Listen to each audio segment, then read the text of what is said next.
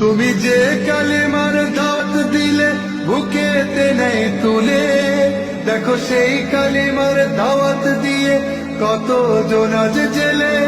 তুমি যে কোরআনের ওয়াজ করলে হাদিয়া তোফা মিলে, দেখো সেই কোরআনের ব্যাখ্যা লিখে কেউ ফাঁসিতে ঝোলে। তুমি দুনিয়ার মোহে জীবনের মায়া ছাড়তে পারো না, প্রভুর রাহে প্রাণ বিলিয়ে দিতে জানো না।